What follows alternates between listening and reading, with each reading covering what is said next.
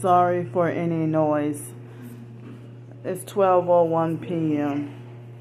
Well, they just took my my blood pressure again.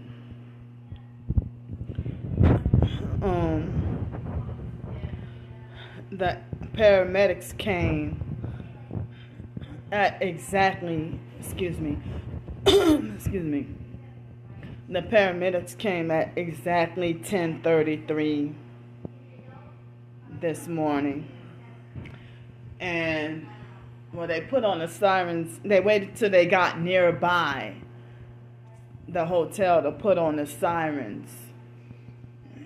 And it was 10:32, like a few seconds away. And they arrived on the hotel property at exactly 10:33 in the morning. That Masonic 33. And I was waiting around. I'm like, why are they taking so long? And after they got me in, when they rode me to the hospital, they didn't act like it was an emergency. Excuse me. They drove in like normal traffic. When I was in the ambulance, they didn't even put on the sirens or rush me like to the hospital, like, and they didn't even really assist me to get inside of the ambulance. I had to get in. Two men, and one of them was the assistant supervisor, and they left me to get in all by myself. So I got here, like, cause I called a nurse before I got here because, you know, I really was trying to avoid having to go to the hospital. But the nurse, a couple of people suggested I go, and the nurse suggested I go. And one person, you know, was scared that she thought I had congestive heart failure. And I'm like, well, off and on dealing with the homelessness and the targeting,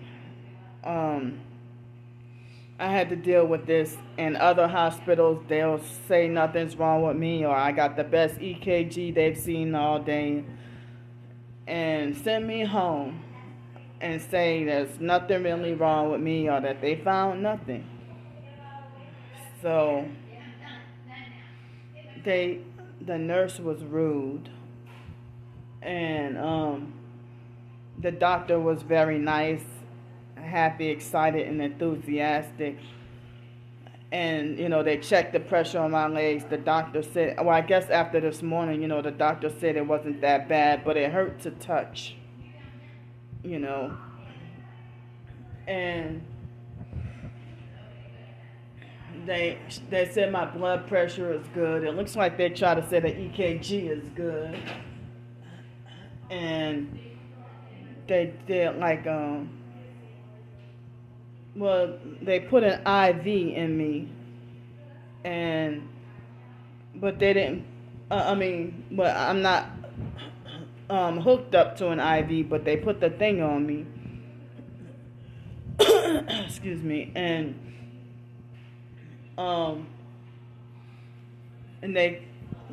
I guess I'm waiting for the blood test, and they also took heart x-rays. Excuse me. So I'm waiting for the results, I guess, for the x-rays. And I'm waiting for the results for the x-rays and the blood test, I guess. So I guess you can say I'm having like shallow breathing or something, you know. Still got the pressure on my heart. So it doesn't seem like or sound like they're saying I have any congestive heart failure. And from what I know, I'm not diabetic. Excuse me. But people with narcissistic personalities want me to be diabetic so bad. They want me to be punished with diabetes. excuse me, you know, but I'm wondering, there was a perp that passed by in a red shirt and black pants. Or is it dark blue? I don't know. She's a nurse. She's wearing like a red sweater. So,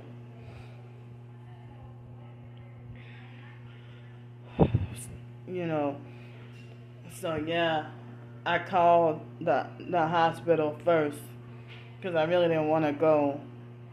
How they treated me last time at the emergency room in Bloomington, Texas, and the online perps, gang stalkers, harassing me about death and making death threats or death references every single day, especially over the summer. And they're still making, threats about me being, or harassment about me being dead, and jokes and memes, and mocking me. So, if I had a place to live, I wouldn't be going through this. Maybe I would, because look what they did to me in Bloomington. So me being homeless and going through this, and I think they were hitting me with the directed energy weapons and causing me to have like off and on, like a burning kind of painful pressure, like burning kind of pain, like as if they were zapping my heart. But I couldn't tell the paramedics or the nurses or the ambulance. Or the doctors or anybody here. It's another guy. He had blue scrubs and red shoes. Just passed by. Nurse. So, it's very sick that even when a target is in a medical emergency, you still perp during that, during a medical emergency. You won't even back off temporarily. They don't even care. Back in December 31st of this past year, it was a perp in a white truck following me with one headlight almost the whole way in an ambulance.